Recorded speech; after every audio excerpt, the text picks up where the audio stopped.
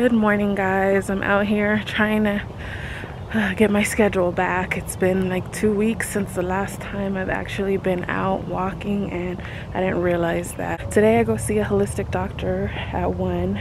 Oh, it's about to get even deeper. No, I'm just kidding. I feel like in the last 2 or 3 months we don't really spend time together because he's tired and I have like chronic fatigue. So we don't really like spend all that much time together, and it kind of sucks because obviously you drift apart when you don't spend time together. Good morning, guys. I just wanted to show you guys what the sky looks like right now. It's really pretty and I'm really into like the sky. It looks really nice, but it's windy as usual and it's kind of cold. I don't know what happened to the warm weather. Also, look at my sunflowers. Oh my goodness, I'm excited. Okay, so we went to what we thought was a dumping. Can you not? A dumping ground, right? Because everybody had like their stuff thrown everywhere. So we were like, let's get rid of the guinea pig cage. Well, that's my bright idea because I was tired of looking at it. We go over there. And there's a guy like watching us do it, and he waits until we're all the way at the dumping place to be like, you're legally not supposed to do that. Oh my god. So I was like, I'll go get it back. You know, I don't have a problem with it. Like, you know, we messed up or whatever. And he was like, don't worry about it. They're gonna come clean it up anyways. And I'm like, are you sure? Because like the kids were already heading back. Like, we've been made. But he was like, don't worry about it. We're gonna come clean it up. Just don't do it again. But it was just a crazy turn of events because I was just like, I've had it with this guinea pig cage and I'm done. And now, but now I was having like, I don't know, some weird attachment thing before we threw it away. It was really strange. Like, why was she so attached to a cage that she doesn't even like? I hate that cage, but I don't know. It's like their baby bed, and Wolf still has his original baby bed. We had that dog since he was 3 months old. Yeah, and we had that bed that same day. We were throwing out the girl's stuff so fast, but not his stuff. But I just think it's ridiculous. Your camera feels so weird. Oh my god, it smooths out everything. Anything. This is the first time I got in trouble. But not really, because he still was like, don't go get it. But it was kind of fun. Weird. It was funny because it took us hella long to go there and take it with the dolly and all. Okay, he saw us with the dolly and everything. So he knew what we was doing and waited till we dropped it off to be like, skirt. Yeah, we were being watched. What do you use? What products are you using for the people? Oh, apricot oil and the low frosty conditioner. What did you hear about apricot oil? It's good for low frosty hair. You heard it live. What the All right, signing out of my whole backyard. There's only like one place where the sun is, and I'm trying to soak in my vitamin D for the day so I can hopefully elevate my levels again. But I was gonna go over my budget and stuff like that and make sure we could get back on track, because for the last few months it's been really chaotic as far as the budget has gone. And where did we go wrong? I don't know. Where we went wrong is in the beginning when my husband transferred here. We were unaware of the insurance situation, so we were paying like $600–700 in insurance alone for our health, and yeah, it was pretty wild. Plus the stuff out of pocket when I was going to the doctor was kind of wild too. So that's where we went wrong in the beginning. So then that threw us off for a few months, and we've been trying to get back on track. We switched insurances sometime in November, I believe, and it's just been a battle because now that I have all these like bills from doctors and stuff, like it's just been a battle. And so I need to get back on following my template for the budget, and like, yeah, we don't really do anything out of budget. It's just climbing out of the hole that was dug for us prior to. So I have to create a clear plan to get us out of the situation that we're in now. Also, during that time, it caused us to go over in some areas, like our accounts. And so, you know, once you go in the red, like you got to dig yourself out of there, which created kind of like a situation. Like it kept happening over and over again.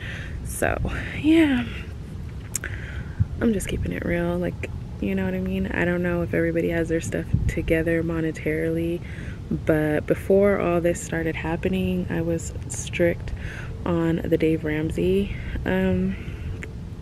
things. I started in like 2017, and I was doing the snowball, and everything was lovely. We had no late payments, no nothing. I miss that life so much because money is a big stress for me. I don't like feeling insecure financially, and it creates a lot of stress for me. That and not having food in my fridge, 2 stressors of my life. Now it's my health number 1, then finances, then food in the fridge. But see, my kids' health, I worry about them all the time, what's going on with them. I worry about my son, his eyes. I worry about my daughter and her headaches. Oh, let me add another stressor on there too, is my marriage. Background on us is we got married pretty young. We got together pretty young and pretty fast. You know, I met him in TJ. That day forward, he was claiming me. Things moved kind of fast from there. Whoa, I almost fell, you guys. And so that time that you're supposed to take to know each other in the beginning time, a lot of times doesn't happen when you are a military couple. A lot of times the things that happen with a lot of military families that I found in common is that you kind of go through these steps a lot faster than like your average couple. So you either get married fast, you have kids fast, or you do all of it fast because you want to, like, the military member is looking for a stable family, and then everything kind of moves fast. So that's kind of what happened with us. We met and I was pregnant in November. I didn't find out until like 2 or 3 months later, but yeah, I was pregnant by November. We didn't really know each other like that, you know what I mean? Like, we were not about on like knowing each other on that deeper level, so we didn't know a lot about each other. And we were together for like almost 2 years before we got married. But still, we're young and dumb, and we weren't getting to know each other on that level. We created a family, and our relationship got pushed to the back burner. So I was more focused on being a mother, he was more focused on being a provider, and we lost sight of each other. You know, older, we're looking at each other like we've been missing each other like all these years. I mean, obviously I was taking care of him, but it was on a level of him, like in ways like a wife should, but still we were not communicating our wants, our needs, and stuff for the relationship. So as time grew, like, I found out I wasn't very happy. I don't know if he was unhappy as me, but he's not very expressive. No, he might have felt the same way as me, but not knowing how to articulate it in the way, or he was trying to like not say it rude. I don't know.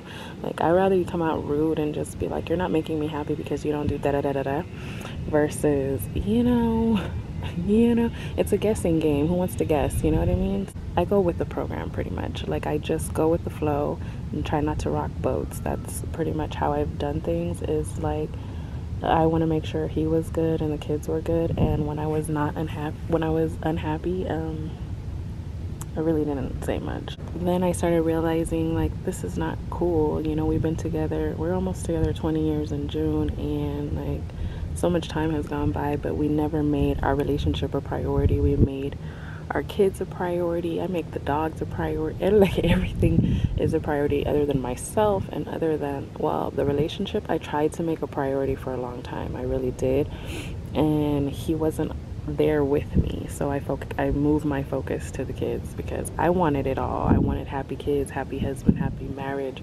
I wanted like everything. So I tried my best to show him how I would want to be treated and give it to him, and he didn't really like understand it because he wasn't used to being treated that way. So it's been a struggle, you know, because there's unresolved baggage that we all carry in our lives, and his is a lot heavier than, you know, a lot of other people.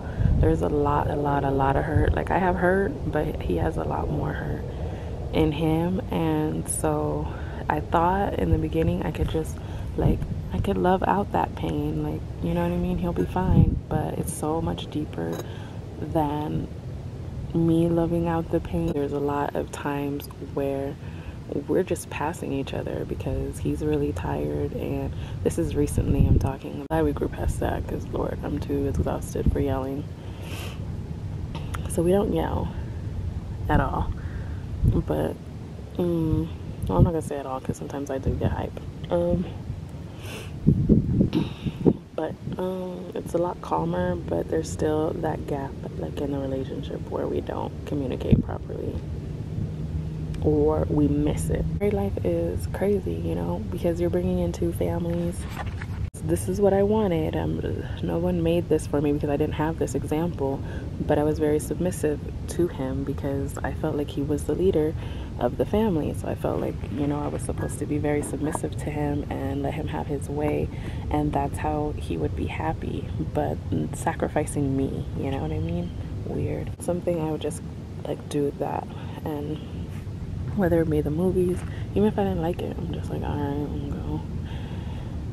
And we did things his way, the way he wanted, like, all the time, everything. And so when I did get vocal and I'm like, well, I don't really like this, I want to do this, and he would be like, no, I don't want to do that. And I'm like, why? You want to know why? Because I never put that expectation on him. He was able to do what he wanted to do, and I didn't have to, like, you know, he didn't have to learn anything that I liked because I didn't put it out there. So, ladies and gentlemen, don't be a me.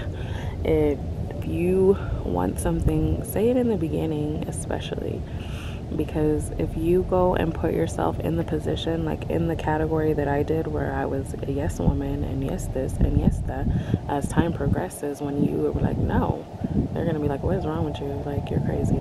And then they'll come with the you changed thing, and it would not necessarily be a lie, because yeah, you changed because you're like, you know what, I'm tired. They didn't know the real you in the first place, you know. Last night, we were in the shower and we were kind of talking about our marriage and things that we would want to improve on and stuff like that. And, you know, we have 20 years invested in this relationship. You have to just put in the work together in order to make it work, you know what I mean? I want him to be able to express himself freely and let go of his baggage.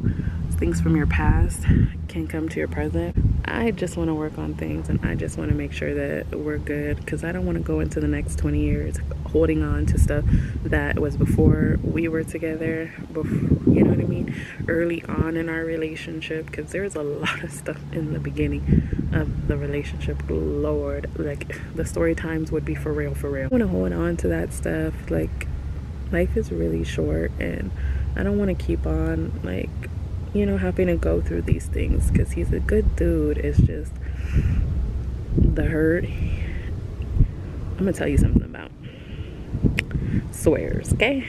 Once you hurt them, that be my daughter, that be my husband, once you hurt them, they close that whole entire door off whatsoever. Me, I'm like a glutton for punishment. I forgive you, I still love you, oh my gosh, it's okay. But they're like, nope, one chance and you're out. And I wish I had that, but also I don't, you know.